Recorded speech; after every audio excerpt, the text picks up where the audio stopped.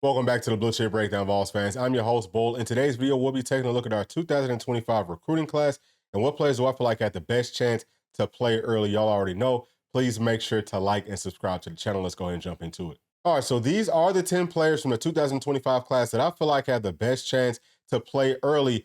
And it is ranked in order, but it's not necessarily ranked off the order of who I feel like is the best in this class. It's just who I feel like has the best chance to start. So let's keep that in mind. Up at the top, number one, Marion Dye, 6'5", 270-pound defensive lineman. He could play anywhere on our defensive line from Leo to D tackle to strong side DN. Extremely explosive and athletic for his size. I don't know where his highest ceiling is at, like where he has the most upside at, but I will say this: he's a player that is gonna play. Like it didn't matter if he came in to this year's defensive line, he would get rotated in. And we know that we're probably going to be losing about 6 defensive linemen once he gets up on campus. And Coach Gardner likes to rotate about 13 guys. So by default, he's definitely going to be getting in there. But I think he's going to be a game wrecker. Again, just so versatile, so multiple. I love his film. I love everything that he's going to be bringing to this team. And, I think that Coach Banks, if he sticks around with this, will be able to get very exotic with the players that he's bringing in that can play literally anywhere. We don't necessarily have to have guys that are just assigned to be a Leo or assigned to be a strong side DN. They can kind of mix and match, and you can create your own mismatches. So I'm very excited about him. And at number 2, we're going to have Ethan Utley. This is another defensive lineman. Now, he could play D tackle or he could play strong side DN. That's what I love about him, is that he does have that twitch. He also has a great knowledge of the game. And I feel like he's a guy that, obviously, again, just because we don't have a whole lot of bodies right there, so he is going to be fighting for playing time. But he's another one that just, kind of like a Marion Dye, that regardless if he came into this year's class, he would still have a good chance to get thrown into the mix just because Coach Gardner loves to rotate his defensive linemen. Now, at number 3, we're going to have Charles House. He's just a true defensive tackle body, but he does have that twitch. I would say that he would be more of like a big O, whereas, Ethan Utley would be kind of more like a Bryson Eason. And I can't even compare Marion Dye to anybody just because I don't think we have anyone that's quite like that. Maybe sort of like a more athletic David Hobbs. He's almost like a hybrid of a David Hobbs mixed with a Jordan Ross. So y'all know I'm very excited about him. But Charles House is a guy that's going to definitely be able to help us out in run support, but also feel like as he's, kind of working more in the SEC, versus other college players, he's going to learn some moves to get to the passer, to push that pocket back. He's going to be a really good one for us, but he's going to have to play because he's going to be one of the bigger guys that comes in up front for us in this class. He's going to have to contribute very, very early. Next is going to be Jaden Lofton. He's about 6'5". I think at this point, somewhere around 260 pounds. I have him as more of a strong side DN, 2 defensive tackle, but he could also play at the Leo position. So back to that versatility that we were talking about with Marion Dye. And he's a really good athlete. I love what he's going to be bringing to the table. Just like all the rest of these defensive linemen, he's going to have to come in and contribute early. I think that we're losing like 3 strong side DNs at least. So he's going to have to step up right there for sure. I would say that might be a position of a little bit more need as we're moving forward, but also defensive tackle. We definitely, we need some bodies right there because we're going to be losing, I think, 4 or 5 guys, and they're all vets. So he's going to have to come along very, very quickly, but I'm not worried about him.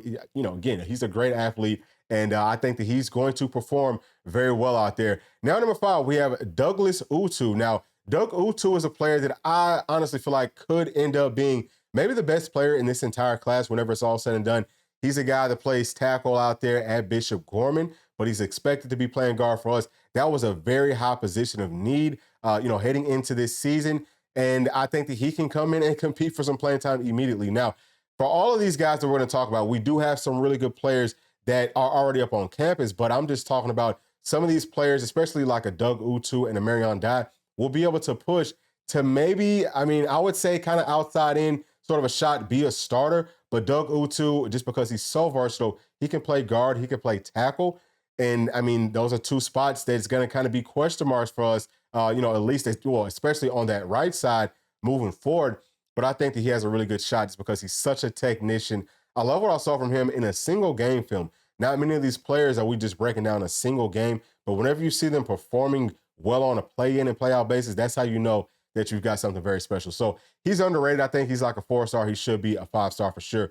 And I'm extremely excited about what he's going to be doing for our Volunteers. Now, at number 6, we have big 6'3.5", wide receiver from Atlanta, Georgia, Travis Smith, Westlake High School. We just saw him commit this past weekend. I love what he's going to be bringing to the team because this is another room that's going to be losing a lot of players potentially, as long as, everyone performs the way that we're expecting them to in 24. But we're talking about almost all of our taller, bigger guys might be leaving. We'll probably only have 1 to 2 guys that's like in the 6'3" and up sort of a range. So he has a great shot to come in and play. I also feel like Coach Pope, Coach Heupel, Coach Halsley will want to rotate the wide receivers a little bit more starting off this season because we have that depth.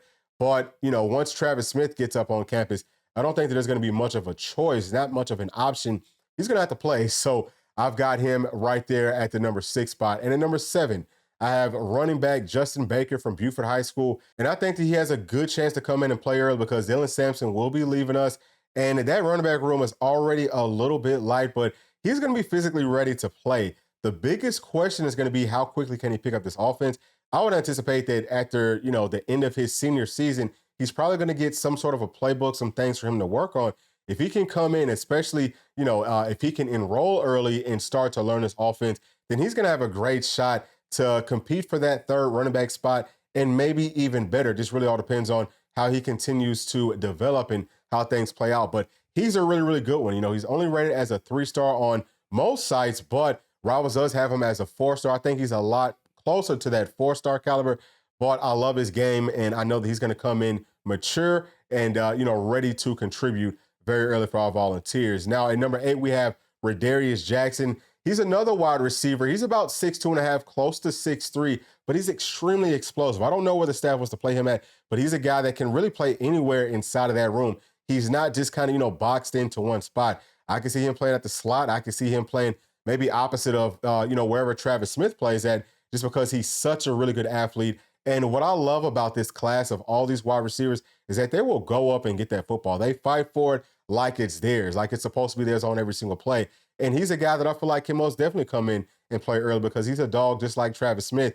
And, he's going to make those tough catches, but he's also going to be able to create that separation. And I think he's more of a guy that can kind of take that top off just because of his straight line speed. But, again, he could definitely make people miss. So I'm excited to see what he's going to be doing, inside of a wide receiver room that, again, is going to be looking to a whole lot of young players. I mean, that entire room is probably going to be, sophomores and under. Probably not going to be too many upperclassmen inside that room. So we definitely need to have some dogs in there, and we are expecting for them to contribute in a very major way. Now, at number 9, I'm going to have Nick Moore, who has played tackle at high school. I think he could also play guard, but we got him to play center. I think that's where he's going to end up at for sure. And, whenever you look at the way that this center room looks, obviously Cooper Mays is going to be leaving us.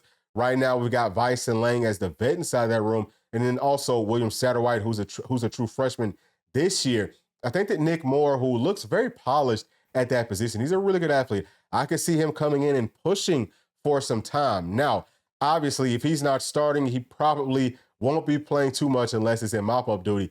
But I really would not be surprised. This might kind of be a shock to some of y'all that I'm putting him up this high, but I would not be surprised to see him come in and, really fight for that time just because his body already looks ready. And again, he looks athletically like he's ready to rock and roll. But center is a pretty tough position to play inside his offense. So just like we said with Justin Baker and really everyone else, especially on offense, it's going to be about how much can he pick up what he's supposed to do on a play-in and play-out basis, at the so important center position.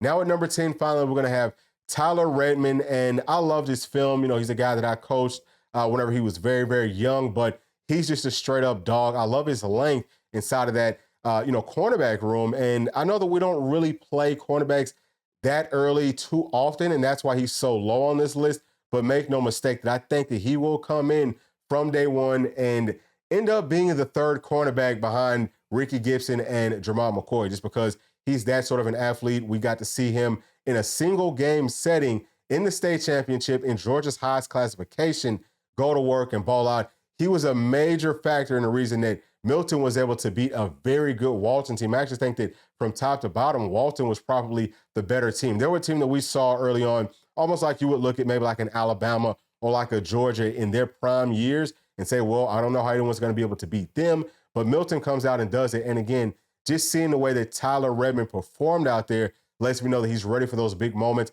His size, his length, his willingness to get off blocks and come up and make tackles, everything. He shut down his whole side of the field in several ways, on several layers in that game. So he's one that will not shy away from the moment. And I definitely think that if he gets the opportunity to get up on campus, then he's going to prove that to this staff. And, I would expect that he will get rotated in somewhere, whether that's just straight up at corner, if it's at star, maybe even at safety. I like him a lot more at corner, but he's a guy that is versatile enough that he can play a multitude of different positions in that secondary. And the secondary is another place that we're going to be losing a lot of people at. So we definitely need to have some depth right there. But that is it for this video. Those are my thoughts. Please let me know y'all's down in the comment section. And as always, thank y'all so much for sticking all the way to the end. Please make sure to like, subscribe, hit that notification bell, share with your friends, family, and other volunteer fans. We'll see y'all in the next one. Thanks. Peace.